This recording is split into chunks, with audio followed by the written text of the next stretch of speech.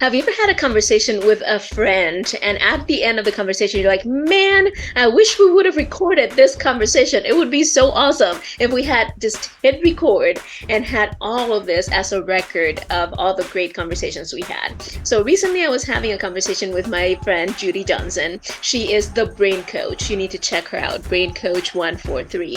And if you do, you're not going to regret it because she is a wealth of information and she has so much to share about how we can leverage some of the things that go on in our mind, how we can better understand how our mind operates, how our brain operates. So instead of getting frustrated at the things our brains do that just aggravate us and keep us from doing what we want to do, we can work with our brain and love our brain and get to the space where we can actually use the way our brain operates to our favor. So thankfully, about 10 or 15 minutes into our conversation, Judi went, do you want to record this?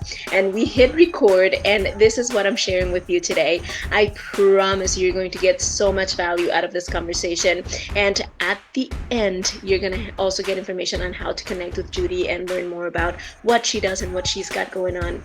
And you definitely want to connect with Judi. So I invite you to just listen in on this conversation with me and Judi. It was, like I said, we were chatting and suddenly Judi went, wait, maybe we should be recording this. And I hit record. And what you're about to listen to is the result of that conversation. And I know you're going to get so much value out of it. She dives deep into how do we understand our brains better and the things that we can do to get out of those spaces where our brains might be working against us. So enjoy this conversation as me and Judi Johnson just chat about our brains and how they operate, and I will see you at the end. Okay, so the exciting thing is there's something called the polyvagal theory. Deb Dana is the translator of the polyvagal theory, and Stephen Porges is the creator. It's a really exciting piece because it talks about how your nervous system is constantly looking for signs of safety. So there's different kinds of safety. So there's the kind of like, am I physically safe? Like, am I going to be attacked? Or is there, a tornado coming? And then there's also like safety between. So do I feel safe talking to you, Marcy? Do I feel threatened? And then there's safety within. So if I'm looking for my signals, is my body telling me I'm safe? Do I have butterflies in my stomach? Is my heart going a mile a minute? And so it's the vagus nerve that's constantly looking for these signals. Now, it's either going to tell you you're safe or not safe. If you feel safe, you are in what's called ventral vagal. The way I remember this is like you're cruising in a Cadillac or not, a convertible, and air conditioning vents are pumping out like lavender scented incense. Like you're feeling connected. You're listening to music. You're feeling really curious and calm, and so you're seeing the world through your green lenses, which look like this. So if you say something to me and I've got my green lenses on, I'm like, yeah, cool, that's right. The best way I can talk about this is like a text message. If somebody, how you've sent a text message and somebody doesn't return your response. Well, if you're in ventral vagal, you read that text message and you're like, oh, Marcy must be busy. Cool, she'll get me back later. Right? So that's how you interpret a missed text message. Okay, so that's ventral vagal. Now, if you are starting to feel threatened, you're going to be in fight or flight. So fight or flight, you're going to have your red lenses on. So if you're in fight, you're thinking of like you're panicked, your fear, your anxiety, you're worried. If you're in flight, you're going to go towards if you're fight. If you're in flight, you're going to move away from somebody. You're going to feel, oh, I'm sorry, I messed that up. So if you're in fight, you're going to be in rage, anger, and you're going to go towards, you're frustrated. Flight is you're moving away. You're in panic, fear, anxiety. So you're going away. So again, let's go back to that text message. You read the text message and you're like, oh, Marcy didn't didn't get back to me. Well, if I'm in fight, I'm going to be like, screw her. Who do you think she is? She doesn't have time for me. Or if I'm in flight, I'm just going to like not text. I'm like going to move away from, and I'm just going to like disappear. I'm going to be like worried about it. What is she thinking? Oh my gosh, what if I like upset her last time we talked about it? So I've got my red lenses on. Okay. So that's Those two are dorsal and then fight or flight. Now, if I'm in dorsal, vagal, ventral, I'm going to have my blue lenses on. This is when you're in freeze. So picture like a possum playing dead, or you're in depression, you're in shame, you're a shutdown. So if I'm feeling that way already, and I get your text message, I'm going to be like, I shouldn't even bother. I can't believe I even texted her. And you just sort of like, like it's like almost like a power down. So what I love about this is that it teaches, like, if you look at people, you can start to like figure out what color lenses they have on, instead of making it all about. So if you get curious, you put your lenses on. So if I see you and you react a certain way, I put my green lenses on. I can get curious. I wonder why Marcy did that. Huh. And so I can stay in ventral vagal instead of getting pissed off at you and getting into a fight. Yep. And I just listened to your podcast. I think it was yesterday. And one of your speakers was talking about getting curious. And I went right to the polyvagal theory. So if you get curious, you stay in that ventral vagal and you can be calm, connected. And that's when you can problem solve, you can work through problems. And, that's my favorite part about understanding communication. And as a parent, so if we're talking about parent coaching, if your child has a certain reaction, you get in your ventral vagal, you put your green lenses on and you say, I wonder what's going on with my kid. Is she hungry? Is she tired? Is she stressed? Did maybe something happened at school? If she maybe comes into the house and storms off, without putting on our green lenses, we might put our red lenses on and start yelling at her. Don't you stomp and walk away from me, young lady. And then guess what? That sends your kid further into fight or flight, or maybe even shut down. So this is how I've started to understand how the polyvagal theory kind of interweaves with the executive function, because I work with ADHD, a lot of folks who have ADHD. And if you're in either fight, flight, or freeze, your executive functions turn off. Your amygdala, you get amygdala hijack. That slams shut that gate, and there's no energy to that frontal lobe. You're all in fight, flight, or shut down. So that is so cool. That is so cool. And, part of what I work around and what I discuss with my clients and with anybody that I get a chance to talk to is this idea of curious listening, right? Because it goes in line with what you were saying. Most of the time when we engage in any kind of communication or any kind of conversation, we're in it to prove a point or to win in some way, right? To win in some way, which in essence, and anytime I say this word, people are like, they have a visceral reaction to it, but we're being violent when we're looking to win. It's violence behind it, right? Because what we're doing is we're engaging in a cold war to see who wins this conversation or this interaction, and to see who walks away feeling like, I slayed that, right? Like the kids would say. But when you're in curious listening mode, you're not there with any other intention other than getting curious so that you can mine the gold in the conversation, because there's always gold to be mined, right? So what I call it is putting on your detective hat, right? And going in there as a detective, trying to get all the clues, trying to figure out what the underlying messaging might be, trying to figure out, and getting really curious about what the other person is really trying to convey, versus just being in there trying to win the conversation, being like, okay, I have to figure out what I'm going to say back. This is and before they even end the sentence, you're already thinking about your comeback or what you're going to say and how you're going to defend. And it's very violent. It's very aggressive. But when you're in curious mode, it's all about peace. It's all about connection. It's all about just being present. And it gives you such a different response to everything. It becomes an actual response as opposed to a reaction, right? And so that aligns a lot with what you were saying. I was just thinking about that. And even last night, I was having a conversation with my youngest daughter, because my husband tends to be a lot more reactive in a lot of things, right? And so he did something last night that was very reactive. And she took it to mean that he doesn't respect me or he doesn't value my point of view. And I invited her to get curious about what might have led him to acting the way he did. And we did this whole exercise around curiosity. And at the end, we have this phrase that we chuckle because there's like an inside joke around it, right? But she looks at me and she goes, "Oh, who hurt you, baby?" Are you speaking through your wounds? Right? Oh my gosh, what a wise young woman you have. Yeah, she's turning 14 this Sunday, but I joke around with her that she's 14 going on 85. It might have something to do with parenting. I don't know. Maybe there's some nurture elements there, but it's just Mhm. so cool to get into that frame of using curiosity as your filter. Exactly. And it's really a lot about perspective taking because when we often listen from our perspective, or like you said, from a defensive perspective.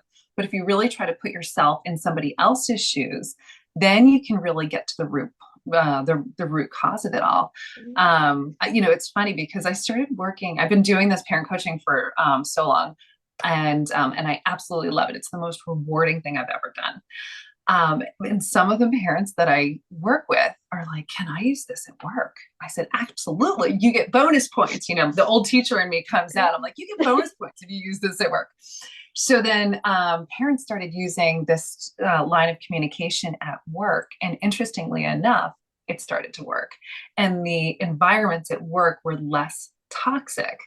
And so now I started actually management coaching from the lens of they're just big kids.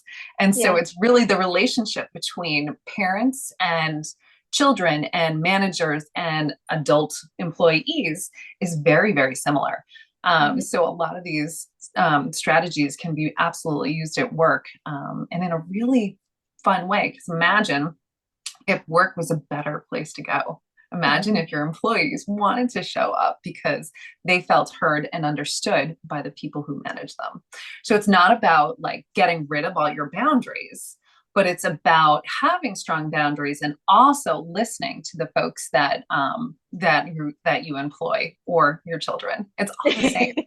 It is. It really is. It's really funny because I was having a conversation with one of my sisters. I have two sisters and two brothers, but I was having a conversation with one of my sisters a few months ago about her work situation. And I looked at her and I said, "Honey, your boss is just a baby throwing a tantrum. How would you handle a baby throwing a tantrum?"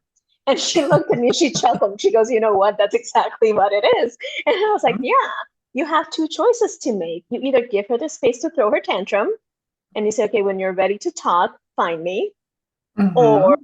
you sit there and you try to strong arm her into stopping the tantrum, which is usually not a very productive approach to take. No, So it's not. just think about it. How would you handle a baby throwing a tantrum?" And that actually gave her a completely different perspective on the situation. And I think that very often, like you said, I mean, adults were just bigger kids for the most part. Yeah. You can absolutely have a tantrum as an adult, a 16-year-old, a 5-year-old, or a 2-year-old. It's really not much different how you would handle a tantrum. Like you said, I love how you said that, like give them the space and grace to like vent it and let it all out. Because you can't, that's not the time to parent. That's not the time to manage, because if you start correcting at that time, they're not going to hear you. They're not going to be able, yeah, the lid is flipped, as Dan Siegel would say. And so there's no listening involved. But once there's a calm moment, that's when you can come back. That's when you can do what I call the parenting, or in the management section, that's where you can have those meaningful conversations, boundary setting. Hey, you had some really big feelings there. And I feel like I was the victim of your hard time. And so you let people know it's actually not okay to treat me that way, but you can actually talk about this in a loving, kind way. Oh, absolutely. Without getting your own tantrum going on. Absolutely. That's where whole messaging comes in. And I mean, we can go on communication tangents forever. So anyway, the whole messaging piece is you get to express everything that you need to express. And the more clearly and the more openly that you express everything that you need to express, the better it is for all parts involved, right? So it's not just about, okay, this is how you're making me feel. First of all, don't point. Nobody can make you feel anything. You feel what you decide you're going to feel. But that's a different conversation. But you get to express the facts, right? What you're seeing or what you're hearing. You get to express the story you're telling yourself when that happens. You get to express how that makes you feel or how you feel as a result of that. And then you get to express what you need to happen moving forward. So when we understand how to express a whole message, and it can be really simple, right? Like, Judi, when I heard you say X, Y, or Z, the story that I immediately created in my head, or what my brain went to, or what I started thinking was this and this and this, which led me to feeling this way. And what I would need and what would really help me moving forward is if we did this. What do you think? I mean, that took Love what? 2 seconds. Exactly. And it wasn't, there was no finger pointing. You were speaking from a place of calm and connectedness. And what that just told me is that you wanted to repair that relationship. Absolutely. You didn't want to continue an argument. You didn't want to start a fight. And I think that's the piece that is so valuable. And if we go attachment style, that's the secure attachment style. You know, like you're actually coming together to repair as opposed to getting out of dodge because my feelings are uncomfortable, or starting a fight because I'm uncomfortable. So I want you to be uncomfortable. So those are like the different stages, or again, that shutdown, that phrase. And what I love about home messaging, and obviously this isn't mine, I wish I could recall where I learned this from, but what I love about this, which has led me to use it more and more and more, is that it gives you the space to assume responsibility for your interpretation of what's happened, right? Because when I go into that part of the story I'm telling myself, or my brain immediately went to, I'm not blaming anybody. I'm admitting to the fact that I am assuming certain things, that I am adding meaning to the situation, that I'm the one who is framing this way, right? But then I'm inviting you into the space where we can come to a solution together so that we are no longer assuming things, but understanding each other in the process. So that's the piece that I love about it. I love that. And we can even add some lenses here, right? So like, when you said that, I put my red lenses on and interpreted it this way. But now I'm going to put my green lenses on and get curious about the interaction and want to repair. So we could go on and on. We could. Like I said, we could go on this rabbit hole and get on a million different tangents, but this is so fun. Yeah, I know. I totally love to nerd out on this stuff. We can talk about it. Okay, so how are you enjoying this conversation so far? I told you, it's awesome. I'm so glad that we recorded. Anyway, before I let you go back to the conversation, I just wanted to make a quick invitation. So as you're listening to us talk, and as you're listening to all the things that unfold and that are unraveled as we have our conversation, I want to invite you to have a conversation with me as well. I want to invite you to a 30-minute free chat. It's called a clarity and confidence call. And during that call, we're going to just chat and see what unravels and what gets uncovered. And I promise you that as we progress through our conversation, you're going to discover some things and unravel some things that you might not have thought of before. And at the end of the conversation, if it makes sense, I might invite you to work with me more closely, and I might share with you what that looks like. But there's no obligation, and I promise you, you will get value out of the 30 minutes. We will not waste a second of it. So head on over to marciamara.com, and at the top, on the top right-hand corner, you're going to see a button that you can click that will lead you straight to my calendar. And there you can just pick a time and day that works for you, and we will get you all set up to hit the ground running in 2024, to build the momentum in what's left of 2023, to discover the things that might be getting in your way, and to figure out how to get back on track towards living out your calling and your purpose. So again, go on over to marciamara.com, and I can't wait to chat with you. See you soon. You got a lot of cognitive flexibility. Trust me, it's been a work in progress. Anyway. So speaking of cognitive flexibility, I wanted to tell you about Stronger Brains. I'm doing this new program. It's called Stronger Brains. It's a cognitive training process. You know, because our brains are plastic, we have that neuroplasticity. The brains we have, like I don't know about you, but when I was a kid, they said our brains are, you know, just formed. However you have your brain, that's the way you have it. And then it's just going to slowly get worse and atrophy as you get older. Well, thank God. We found out that that is not true. So there's something called neuroplasticity, which means your brain can change, and it can change for the better. So I started working with kids in the office because I love working with kids and helping them become like create better neural network connections. So we work on working memory, cognitive flexibility, inhibitory control, all those really fun things. At least I think they're fun. I think they're fun too. So fun. And we just play games, right? So I take kids in and we play games, and they're so much fun. And I started noticing how much better these kids were getting at working memory. And just working memory is the one that most people are confused about. So let me just give you like a little tip on what that means. Mm-hmm. So working memory is when you actually are trying, like using your short-term memory. So you're trying to hold information and manipulate it at the same time. So an easy example is mental math. So if I asked you to do 37 times 48, now I bet you your brain is going, oh no, I can't do it. But I really can't. I'm so bad at math. Anyway. But I bet you tried to do something. So a lot of us see that math problem on like a blackboard or a whiteboard.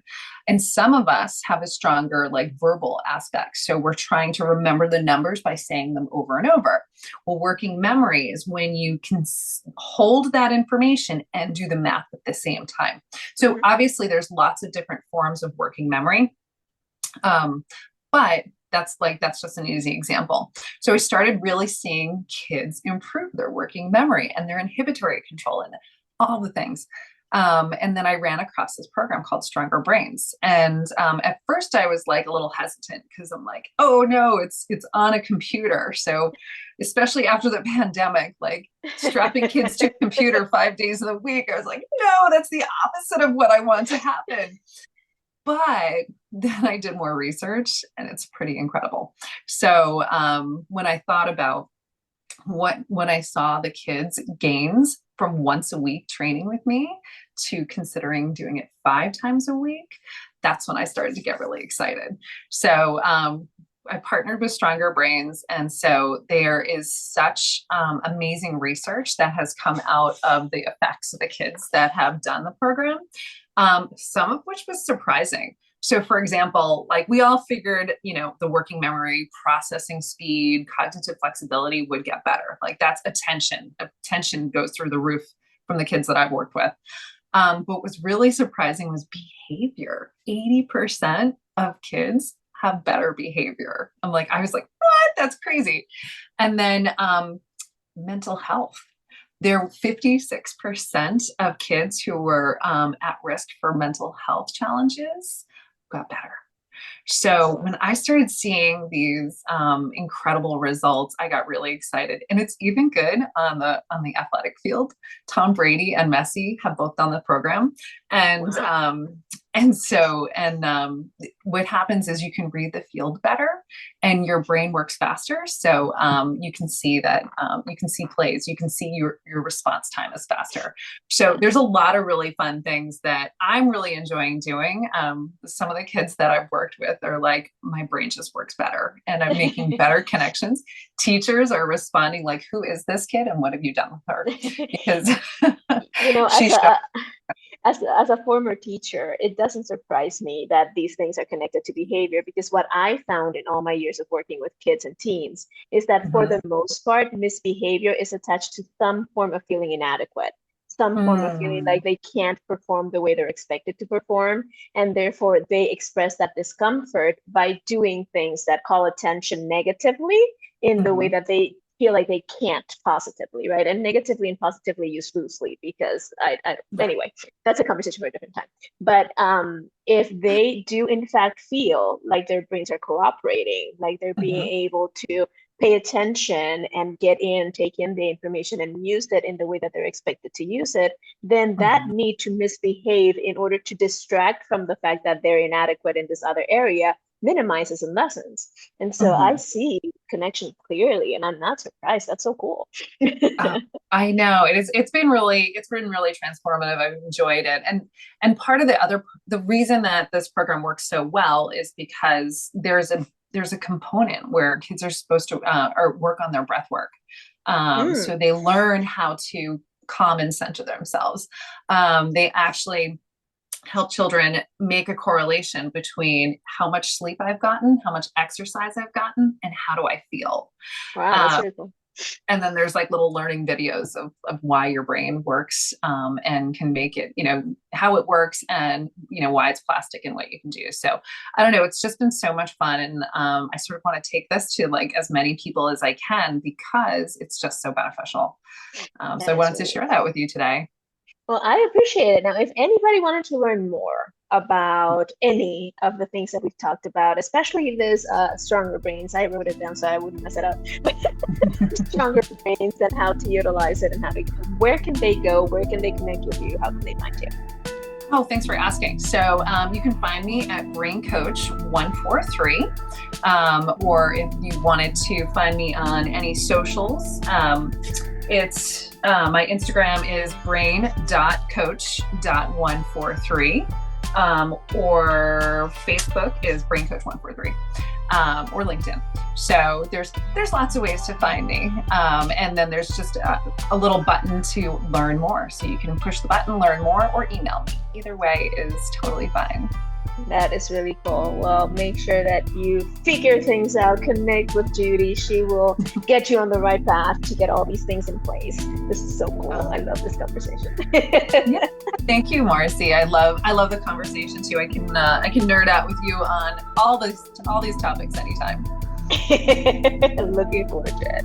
I think I'm going to stop the recording.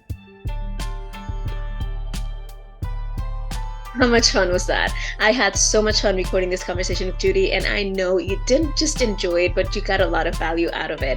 And I'm so glad that we were able to share this conversation with you. If you found as much value in it as we enjoyed creating it, then I invite you to share it with someone in your life who you know might find value in some of the things we talked about.